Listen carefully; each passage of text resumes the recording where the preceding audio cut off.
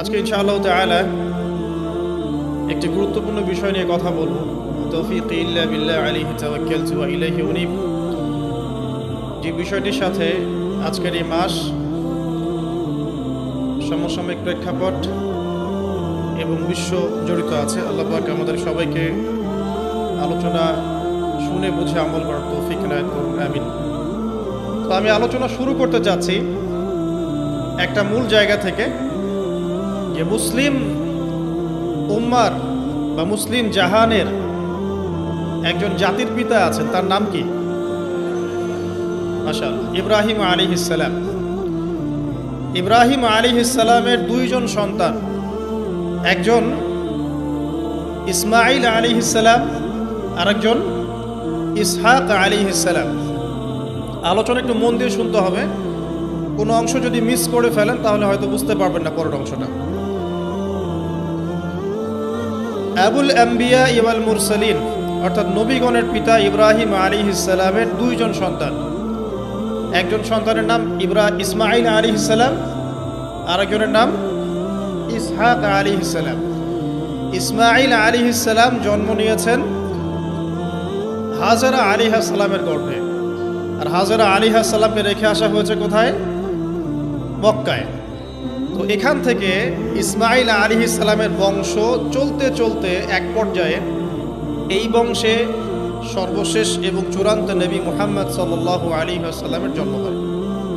ঠিক আছে, তাহলে আমরা হচ্ছি বনু ইসমাঈল।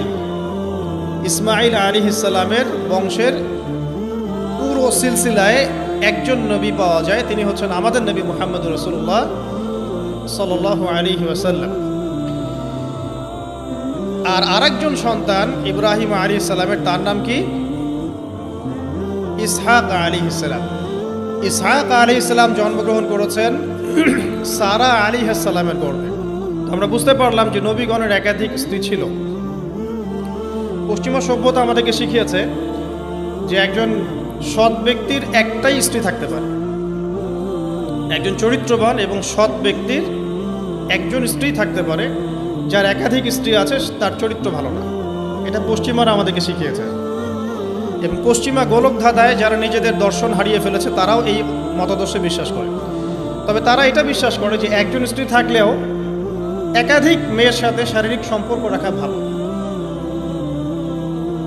আর ইসলাম বিশ্বাস করে যে যদি কারোর সাথে শারীরিক সম্পর্ক রাখতেই হয় তাকে স্ত্রীর মর্যাদা দিতে হবে। তো যাই হোক, ইব্রাহিম আলাইহিস সালামের দুইজন স্ত্রী ছিলেন। সারা আলাইহিস সালামের গর্ভে ইসহাক আলাইহিস সালাম জন্মলাভ করেন, এবং সেটা অনেক দেরিতে, অনেক বয়স হওয়ার পরে, বার্ধক্যে উপনীত হওয়ার পরে। তো ইসহাক আলাইহিস সালামের ছেলের নাম হচ্ছে ইয়াকুব আলাইহিস সালাম। তারা থাকতেন শামে, অর্থাৎ প্যালেস্টাইনে। আর ইসমাঈল আলাইহিস সালাম তারা থাকতেন মক্কায়।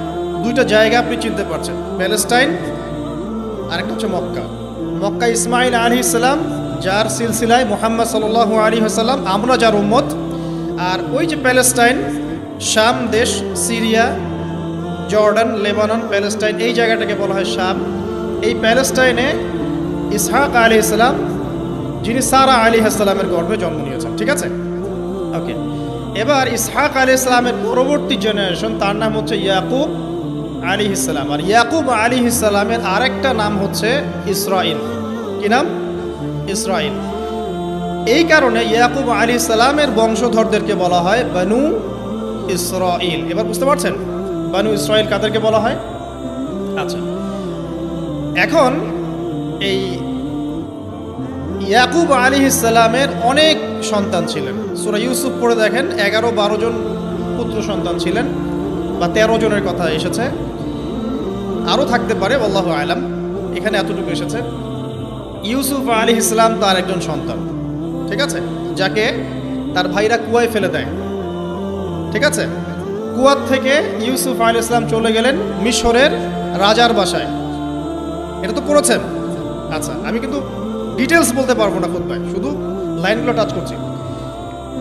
কুয়া থেকে চলে গেলেন, ভাইদের ষড়যন্ত্রে কুয়ায় তিনি পড়লেন। তাকদিরের এভাবেই তাকদির লেখা ছিল। তারপরে সেখান থেকে মিশরের রাজার বাসায়, ঠিক আছে, সেখান থেকে সেই যে রাজার স্ত্রী তাকে আহ্বান করলো, তিনি বললেন যে মাআদ আল্লাহ, আমি আল্লাহকে ভয় করি। এরপর সেখান থেকে জেলখানায় বিনা অপরাধে তিনি 12 বছর জেল খাটলেন। আর সেখান থেকে তিনি বের হয়ে আবার যখন আসলেন, তখন মিশরের কি প্রায় খাদ্যমন্ত্রী বলা যায়, মিশরের বড় একটা পলিটিক্যাল পদ আল্লাহ পাক তাকে দিলেন। ঠিক আছে, তাহলে মিশরে কিভাবে বনু ইসরাইল আসলো? ইউসুফ আলাইহিস সালামের মাধ্যমে। ঠিক আছে, ইউসুফ আলাইহিস সালামের মাধ্যমে মিশরে বনু ইসরাইলের আগমন হলো। এর আগ পর্যন্ত বনু ইসরাইল থাকতো ওই যে প্যালেস্টাইনে। এখন ইউসুফ আলাইহিস সালামের শাসনামল যতদিন ছিল ততদিন পর্যন্ত বনু ইসরাইল মিশরে খুব ভালোভাবেই জীবনযাপন করত। কিন্তু যখন তার যুগটা চলে গেল, তখন সেখানে ফেরাউনদের যুগ আসলো। কাদের যুগ? ফেরাউনদের যুগ। আর ফেরাউন শব্দের অর্থ হচ্ছে এটা একটা রাষ্ট্রীয় পদ, যেমন প্রেসিডেন্ট, প্রাইম মিনিস্টার এমন পদ আছে। ফেরো বা ফেরাউন এটা হচ্ছে একটা রাষ্ট্রীয় পদের নাম। তো ফেরাউনের আসল নাম হচ্ছে রেমেসিস। কি নাম? রেমেসিস। রেমেসিস 1, রেমেসিস 2 এরকম করে নাম থাকে আর কি। আর যে ফেরাউনের মমিটা আমরা পেয়েছি তারও একটা নাম আছে। তার নাম হচ্ছে, আমি এনসাইক্লোপিডিয়া ব্রিটানিকা থেকে এটা পেয়েছি, তার নাম হচ্ছে মনেপ্তাহ। যে ফেরাউনের মমিটা আমরা পেয়েছি এর নাম হচ্ছে মনেপ্তাহ, তার মূল নাম। তাকে রেমেসিস বলা হতো, আর তার টাইটেল হচ্ছে ফেরো বা ফেরাউন। ঠিক আছে, এখন এই ফেরাউনদের সময় ইউসুফ আলাইহিস সালামের রেখে যাওয়া সেই যে বনু ইসরাইল, এরা আর উন্নত জীবনযাপন করতে পারল না। তারা দাসত্বের শৃঙ্খলা আবদ্ধ, তাদের উপর জুলুম নির্যাতন শুরু হতে লাগলো। এক পর্যায়ে ফেরাউন তাদেরকে ডিভাইড অ্যান্ড রুলের মতো করে সমাজে নিপীড়িত করতে লাগলো। আর ফেরাউনের অনেক পাপ ছিল, যে পাপটা আমরা আসলে অল্প কথায় ব্যাখ্যা করতে পারবো না। এক কথায় সে নিজেকে আল্লাহ দাবি করেছিল। তারপরে সে সমাজের মধ্যে শিরকের প্রচলন ঘটাতো। সে কন্যা সন্তানদেরকে জীবিত রাখত, পুত্র সন্তানদেরকে হত্যা করে ফেলত। সে সমাজের মানুষদেরকে বিভক্ত করত, দুর্বলের উপর সবলের অত্যাচার চালাত। এবং তার একটা অহংকার ছিল, সেটা হচ্ছে সেনাবাহিনীর অহংকার। সে মনে করতো যে সে ওই সময়কার সুপার পাওয়ার, তাকে কেউ পরাজিত করতে পারবে না। ঠিক এখনকার বিশ্বের পরাশক্তিগুলোর মতোই তার দাম্ভিকতা ছিল আর কি। তো একটা কথা বলে নেই, এই ফেরাউন এবং মূসা আলাইহিস সালাম, এই ফেরাউন যখন বনু ইসরাইলকে নির্যাতন করতে লাগলো, তখন আল্লাহ পাক একজন নবী পাঠালেন, তার নাম কি? মূসা আলাইহিস সালাম। আর মূসা আলাইহিস সালাম আর ফেরাউনকে নিয়ে কুরআনুল কারীমে প্রায় 44টা সূরার মধ্যে কথা আছে। আমি হিসাব করে দেখেছি এবং আমি টুকটাক ঘাটাঘাটি করে দেখেছি যে প্রায় 44টা সূরার মধ্যে 532টা আয়াত আছে মূসা এবং ফেরাউনকে নিয়ে। কথা বুঝতে পারছেন? 532টা। কোরআনের টোটাল আয়াত কত? একদম ভুল উত্তর, 6236। 6000 কত?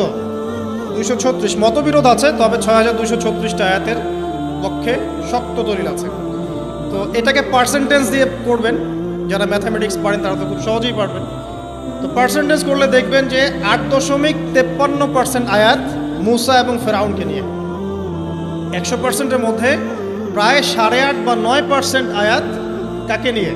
মূসা এবং ফেরাউনকে নিয়ে। এমনি এমনি তো আল্লাহ পাক এই কাজটা করবেন না নিঃসন্দেহে। এই ঘটনার মধ্যে যে শিক্ষাগুলো আছে এটা আমাদের জন্য সবচেয়ে বেশি ইম্পর্টেন্ট।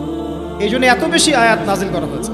কোরআনে যে কোনো সূরা খুলবেন দেখবেন মূসা আর ফেরাউন, মূসা আর ফেরাউন।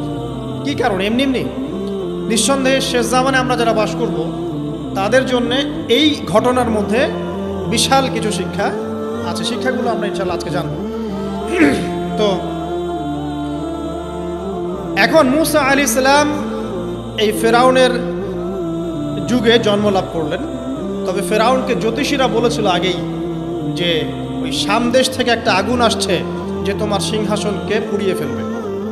এর ফলশ্রুতিতে ফেরাউন যেটা করলো, সমস্ত পুত্র সন্তান যারা হতো এদেরকে তারা জবাই করে হত্যা করল। যখন জনগণ বলল যে কাজটা খুব খারাপ, প্রতিবাদ শুরু হলো, তখন 1 বছর গ্যাপ দেওয়া শুরু করলো। 1 বছর মারবে, আরেক বছর রাখবে, আরেক বছর মারবে, আরেক বছর রাখবে। যেই বছর মারলো না সেই বছর জন্ম লাভ করলো মূসা আলাইহিস সালামের ভাই হারুন আলাইহিস সালাম। ঠিক আছে, উনিও কিন্তু নবী ছিলেন। আচ্ছা, আর যে বছর মারার কথা সেই বছর জন্ম লাভ করলেন মূসা আলাইহিস সালাম। এখন আমি খুব শর্ট করে বলছি, অনেক ডিটেলস বলতে গেলে 3টা বেজে যাবে, আজকে আসরও হতে পারে। তো এখন যে বছর মারার কথা সেই বছর জন্মলাভ করলেন মূসা আলাইহিস সালাম। এখন মূসা আলাইহিস সালামের মা কিন্তু তখন খুব শঙ্কিত, ফেরাউন তার সন্তানকে হত্যা করবে। আল্লাহ রাব্বুল আলামিন কোরআনের মধ্যে বলেছেন সূরা কাসাসের মধ্যে, কোন সূরা? সূরা কাসাস। আমি 2টা সূরার নাম বলছি, আজকে বাসায় গিয়ে পড়বেন। এই 2টা সূরার মধ্যে সবচেয়ে বেশি হিস্ট্রি আছে মূসা এবং ফেরাউন এই বিষয়টার উপরে। একটা সূরার নাম হচ্ছে সূরা তাহা, এখানে সুন্দর করে ধারাবাহিকভাবে গল্পটা দেওয়া আছে। আর একটা সূরা হচ্ছে সূরা কাসাস। এই 2টা পড়ুন অর্থসহ। তো মূসা আলাইহিস সালামের মায়ের হৃদয়টা খুব শঙ্কিত ছিল যে তার সন্তানকে হত্যা করে ফেলা হবে। আল্লাহ রাব্বুল আলামিন বলছেন যে আমি তার কলবে ইলহাম করলাম। সুবহানাল্লাহ।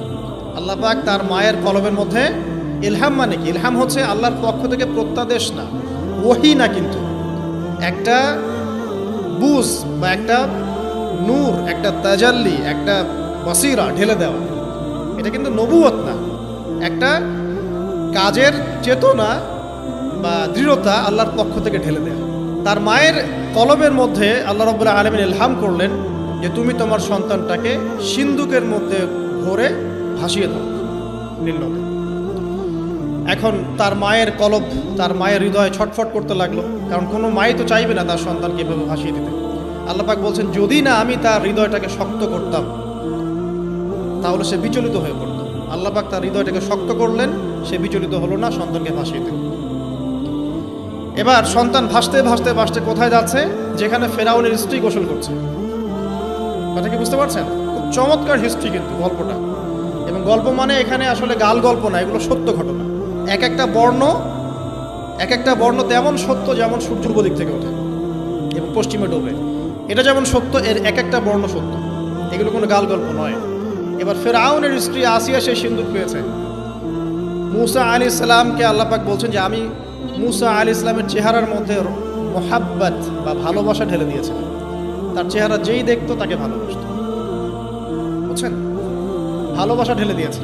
এবার ফেরাউনের স্ত্রী আসিয়া, এখানে আসিয়া নন, অন্য একজন স্ত্রী হয়তো, তিনি বলছেন যে ফেরাউনকে বলছে যে একে আমরা আমাদের কাছে রেখে দিই, হয়তোবা সে আমাদের উপকারে আসবে, অথবা তাকে আমরা সন্তান হিসেবে গ্রহণ করতে পারি। লা তাকতুলুহু, তাকে হত্যা করো। আসা আন ইয়ানফা'না আও নাত্তাখিযাহু ওয়ালাদা, এরকম করে আল্লাহ পাক বলেছেন কোরআনে। তো ফেরাউন তার স্ত্রী কথা শুনলো এবং তাকে না হত্যা করে রেখে দিল। আর আল্লাহ রাব্বুল আলামিনের কি কৌশল! ওয়া মাকারু ওয়া মাকারাল্লাহ, যেই মূসাকে হত্যা করার জন্য বছরের পর বছর হাজার হাজার শিশুকে হত্যা করা হয়েছে, সংখ্যাটা লাখ লাখও হতে পারে, সেই মূসা আলাইহিস সালামকে আল্লাহ পাক ফেরাউনের ঘরেই লালন পালন করতে লাগলেন। চিন্তা করলেন? এবার মূসা আলাইহিস সালাম যখন যুবক হলেন, আমি সংক্ষিপ্ত করছি, যখন যুবক হলেন তখন একদিন দেখলেন যে রাস্তায় দুজন ব্যক্তি ঝগড়া করছে। সূরা কাসাসের মধ্যে আছে, ফাইটিং, স্ট্রিট ফাইট। তো একজন ব্যক্তি হচ্ছেন বনু ইসরাইলের, আরেকজন হচ্ছে ফেরাউনের সেনাবাহিনীর। এখন মূসা আলাইহিস সালাম কার পক্ষ নেবেন? তিনি বনু ইসরাইলের পক্ষ নিলেন। তিনি গিয়ে তাকে বাঁচানোর চেষ্টা করলেন এবং শুধু একটা ঘুষি দিয়েছেন, ফাওয়াকাযাহু, একটা ঘুষি, ফাকাদা আলাইহি, এবং এই একটা ঘুষিতেই সেই ব্যক্তি ডেড। এটা কোরআনে আছে, সূরা কাসাস। তার মানে কোরআন দলিল দিচ্ছে যে মানুষের বডিতে এমন এমন পার্টস আছে, এমন এমন জায়গা আছে যেখানে একটা ঘুষি মারলেও মানুষ মারা যেতে পারে। কি বুঝলেন? যারা মার্শাল আর্ট শিখেছেন বা শিখছেন তারা এটা আরও ভালো বুঝবেন। মানুষের এই বডিতে এমন অনেকগুলো জায়গা আছে, 7টা বা 8টা বা 10টার মতো, যেখানে একটা ঘুষি দিলেও মানুষ মরতে পারে। তো ভালো কিছু শিখলে, ঠিক আছে? টিকটক প্রজন্ম না হয়ে আর এই মোবাইলে লুডো না খেলে ভালো কিছু শেখেন, ইনশাআল্লাহ কাজে দিবে। আত্মরক্ষা শেখা খারাপ? আচ্ছা, তো তবে দাড়ি টুপি নিয়ে শিখতে যায় না, সমস্যায় পড়তে পারে। তো এখন একটা ঘুষিতে সেই ব্যক্তি মারা গেল। তারপরের দিন আবার দেখা গেল যে ওই ব্যক্তি যাকে তিনি বাঁচিয়েছেন সেই ব্যক্তি আর আরেকজন সেনাবাহিনীর সদস্য আবার মারামারি করছে। এবার মূসা আলাইহিস সালাম বললেন যে তুমি তো একটা বোকা মানুষ। এবার সে আবার চড়াও হতে শুরু করলো মূসা আলাইহিস সালাম, কিন্তু এবার একজন ব্যক্তি এসে তাকে বললেন যে গতকাল তুমি কিন্তু একজনকে হত্যা করেছো এক ঘুষিতে, আজকে আবার তুমি এই কাজ করতে যাচ্ছ, তুমি তো এখানে স্বৈরাচারের মতো আচরণ করছে।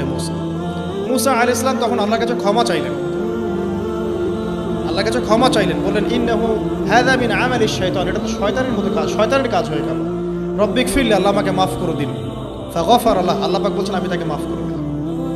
তিনি তো ইচ্ছাকৃতভাবে করেন নাই, করেছেন আনইনটেনশনালি, এটা হয়ে গেছে। কিন্তু এখন ফেরাউন মুসা আলাইহিস সালামকে ধাওয়া করতে শুরু করলো, কারণ ফেরাউনের দৃষ্টিতে মুসা আলাইহিস সালাম একটা মার্ডার করেছেন তার দৃষ্টিতে, কিন্তু মুসা আলাইহিস সালাম তো আর এটা করেন নাই, ইচ্ছা করে এটা হয়নি, অ্যাক্সিডেন্টলি হয়ে গেছে। এখন মুসা আলাইহিস সালামকে এক ব্যক্তি এসে বলল তুমি এখান থেকে তাড়াতাড়ি পালাও, এই মিশরে থাকলে ফেরাউন তোমাকে ধরে এখন শাস্তি দিবে। এখন মুসা আলাইহিস সালাম বাধ্য হয়ে মিশর থেকে চলে যাচ্ছেন কোথায়? মাদিয়ান। কোন জায়গা? মাদিয়ান। এটাও আরবের মধ্যে একটা জায়গা, যেই জায়গার নবী হচ্ছেন শুআইব আলাইহিস সালাম। কি নাম? আচ্ছা, এবার শুআইব আলাইহিস সালামের সেই কওমে মুসা আলাইহিস সালাম গেলেন, না খাবার আছে, না পানি, না কাপড়, কিছুই না, একদম রিক্ত হস্ত। সেখানে গিয়ে তিনি দেখলেন যে এমনই একটা জলাশয়, হয়তোবা আল্লাহ ভালো জানেন, সেই জলাশয়ের কাছে কিছু মানুষ পানি পান করাচ্ছে গবাদি পশুদেরকে। আমি কি বুঝাতে পারছি? আচ্ছা, তো দূরে দুজন মেয়ে দাঁড়িয়ে আছে, এই দুজন মেয়ে অনেকক্ষণ থেকে দাঁড়িয়ে আছে, তারা পানি পান করতে পারছে না। মুসা আলাইহিস সালাম অনেকক্ষণ থেকে অবজার্ভ করছেন যে মেয়ে দুটো পানি পান করতে পারছে না গবাদি পশুদেরকে। তিনি প্রথমে একটু অস্বস্তি বোধ করলেন, তারপরে আবার গেলেন তাদের কাছে, গিয়ে বললেন কি সমস্যা। তখন সেই মেয়েরা বলল যতক্ষণ পর্যন্ত আমার কওমের লোকেরা এখান থেকে সরে যায় না ততক্ষণ আমরা পানি পান করাতে পারি না, কারণ আমরা দুর্বল, মেয়ে মানুষকে টাইম দিচ্ছে না আর কি। আর এদিকে আমাদের বাবা অত্যন্ত বৃদ্ধ মানুষ, বাসায় পড়ে আছেন একা। তখন মুসা আলাইহিস সালাম যুবক ছিলেন এবং তিনি কিন্তু শক্তিশালী ছিলেন, কওয়িউন আমিন, বিশ্বস্ত এবং শক্তিশালী। ওই যে এক ঘুষিতে মানুষ মারা মানুষ, কি মনে করছেন? তো তিনি এবার ওই গবাদি পশুদেরকে নিয়ে এসে পানি পান করালেন। পানি পান করিয়ে তিনি একটা গাছের ছায়ায় গিয়ে বসলেন। এই প্রত্যেকটা কথা কিন্তু কোরআনে আছে, প্রতিটা কথাই। সূরা কসস পড়েন, সূরা তাহা পড়েন। গাছের ছায়ায় বসে তিনি একটা দোয়া করছেন, এবার হাত উঁচু করে দোয়া করছেন, রব্বি, হে আমার প্রতিপালক, ইন্নী লিমা আনজালতা ইলাইয়া মিন খায়রিন ফাকির, হে আল্লাহ, আপনি আমার প্রতি যে রহমত বা যে করুণা বর্ষণ করবেন এর জন্য আমি ফকির হয়ে বসে আছি। দোয়ার ভাষাটা শুনছেন? আল্লাহ, আপনি আমার প্রতি যে করুণা বর্ষণ করবেন আমি এর জন্য ফকির হয়ে বসে আছি। তো প্রত্যেকটা নেক কাজ করার পরে এরকম দোয়া করা সুন্নাত, দোয়া কবুল হয়ে যাবে ইনশাআল্লাহ। দোয়া সাথে সাথে কবুল হয়ে গেল। এখন ওই দুইজন মেয়ের মধ্যে একজন মেয়ে হেঁটে হেঁটে আসছে। ওই মেয়ে কিভাবে হেঁটে এসেছে সেটাও কোরআন বলেছে, কিভাবে হেঁটে এসেছে সেটাও কোরআনে বলেছে সূরা কসসের মধ্যে। সূরা কসসে আল্লাহ পাক বলছেন ওই দুইজন মেয়ের মধ্যে একজন হেঁটে হেঁটে আসলো লাজুক পায়ে। কেমন পায়ে? লাজুক পায়ে। যেই চলাফেরা আপনি এখনকার মেয়েদের মধ্যে দেখতে পারবেন না। এখনকার মেয়েদের হাঁটার মধ্যে লজ্জা আছে, লজ্জাশীলতার সাথে লাজুক ভঙ্গিতে সেই মেয়ে হেঁটে হেঁটে আসলো। আল্লাহ পাক সেই কথাটাও কোরআনে বলেছেন। এখনকার যে পশ্চিমা সংস্কৃতির অনুকরণ করে যে মেয়েরা, এদের মধ্যে আপনি এই ভাবটা পাবেন। তাদের হাঁটা দেখলে আপনি মনে হবে লজ্জা আছে ভিতরে কোনো। এই বিষয়টা নিয়ে খুব ভাবছিলাম। দেখেন সূরা আরাফের মধ্যে আল্লাহ পাক বলেছেন শয়তান তোমাদের পিতা এবং মাতাকে জান্নাত থেকে বের করে দিয়েছে, তোমরা শয়তান সম্পর্কে সতর্ক থেকো। যখন জান্নাত থেকে বের হয়ে যাবেন তার আগে যখন তারা ওই যে গাছের কাছে গিয়েছেন, সর্বপ্রথম যে ঘটনা ঘটেছে সেটা হলো গায়ের কাপড় খুলে গেছে। কথা বুঝতে পারছেন না? ফলের কাছে যাওয়ার পর সর্বপ্রথম যে ঘটনা ঘটেছে জান্নাতে, নিজেদের গায়ের কাপড় খুলে গিয়েছে। এরপরে গাছের ছাল এবং গাছের যে বড় বড় পাতা জান্নাতের, এগুলো দিয়ে তারা লজ্জাস্থান ঢাকা শুরু করেছিল। এটাও কোরআনে আছে।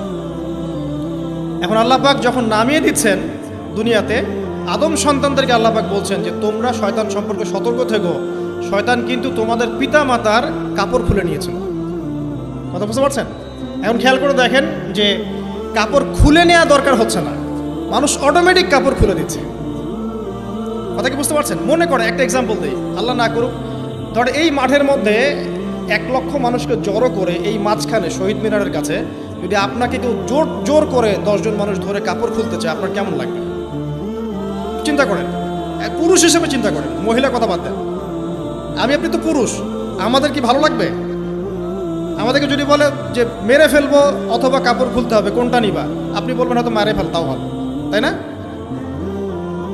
তাহলে ওই মানুষদের কথা চিন্তা করেন যারা ইচ্ছায় স্বেচ্ছায় লক্ষ লক্ষ মানুষের সামনে কাপড় খুলে ফেলছে। কেউ বাধ্য করছে না, কোনোভাবেই কেউ বাধ্য করছে না, নিজের ইচ্ছায় পুরুষ না নারী কাপড় খুলে ফেলছে। মিউজিক ইন্ডাস্ট্রি বলেন, ফিল্ম ইন্ডাস্ট্রি বলেন, এই যে এখনকার যে শোজগুলো বলেন, হাওয়ায় তো মারতেছে দেশ এখন, তাই না? তো এই যে বিষয়গুলো দেখছেন, গেট আপ, ড্রেস কোড, মানুষ কি এটাকে জোর করে খুলে নিয়েছে গা থেকে? ইচ্ছা করে খুলে দিয়েছে। তাহলে এদের অবস্থান চিন্তা করেন যে এদেরকে কার সাথে তুলনা করবেন আপনি এখন? যদি বলেন পশুর সাথে, আমি বলবো তুলনা ঠিক হয়নি, কারণ কোনো পশুও নগ্ন চলে না। চলে? কোনো পশু নগ্ন চলে না। তুলনা একটা জাতির সাথে করতে পারেন। ওই যে ব্রাজিলের আমাজন জঙ্গল আছে, ওখানে দেখবেন কিছু কবিলা আছে যারা সমাজ থেকে টোটালি ডিটাচড, জানে না কাপড় কেমন করে পরতে হয়, সভ্যতা কি, সংস্কৃতি কি, ন্যায় কোনটা অন্যায় কোনটা। ওদের গেট আপগুলো দেখবেন, এদের গেট আপগুলো দেখবেন সেম। তাহলে এদের আদর্শ কোথায়? আল্লাহ পাক সূরা আরাফে বলছেন, শয়তান থেকে সতর্ক থেকো, তোমাদের পিতা মাতার কিন্তু তারা কাপড় খুলে ফেলেছিল শয়তান, তোমাদের কাপড় যেন শয়তান খুলতে না পারে, আল্লাহ পাক সতর্ক করেছেন।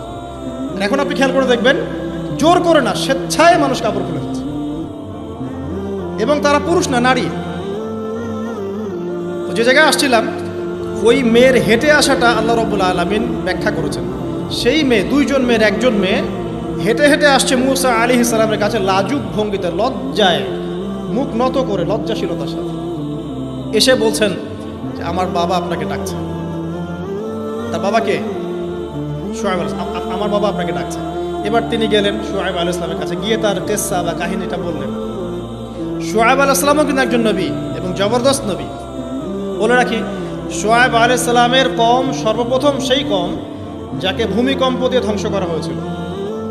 সর্বপ্রথম পৃথিবীতে ভূমিকম্প দিয়ে যে কওমকে ধ্বংস করে দেওয়া হয়েছে সেটা হচ্ছে শুআয়ব আলাইহিস সালামের কওম। আর তিনটা বড় বড় ভূমিকম্প আমাদের সামনে অপেক্ষা করছে শেষ জামানায়। তিনটা হবেই, একটা পৃথিবীর পশ্চিম দিকে, একটা পৃথিবীর পূর্ব দিকে। আর পূর্ব দিক বলতে কিন্তু আমাদের দিক, Indonesia, Malaysia, Bangladesh, Pakistan, Sri Lanka, India, এই পুরো জায়গা হচ্ছে পূর্ব দিক। আর পশ্চিমা সভ্যতা তো বোঝেন, পশ্চিম কোন দিকে।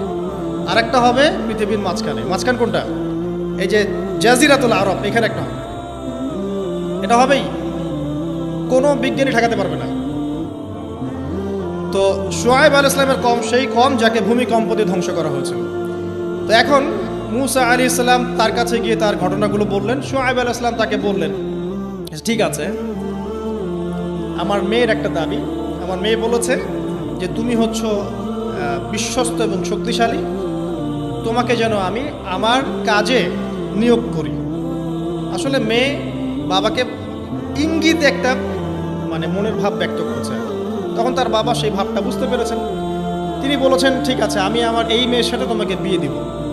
শর্ত কি? শর্ত হচ্ছে তোমাকে 8 বছর আমার এখানে কাজ করতে হবে। 8 বছর? কত বছর? 8 বছর কাজ করার বিনিময়ে আমি তোমাকে আমার মেয়ের সাথে বিয়ে দিচ্ছি। আর যদি তুমি চাও তাহলে 10 বছর পূর্ণ করতে পারো। তো মূসা আলাইহিস সালাম বলেন, ঠিক আছে, আমাদের মাঝে আল্লাহ পাক সাক্ষী হিসেবে যথেষ্ট। এবার সেখানে মূসা আলাইহিস সালাম তার সংসার শুরু করলেন। 10 বছর অতিবাহিত হলো।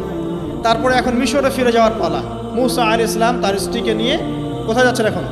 মিশর, তার হোম টাউন, ঠিক আছে, মাদারল্যান্ড।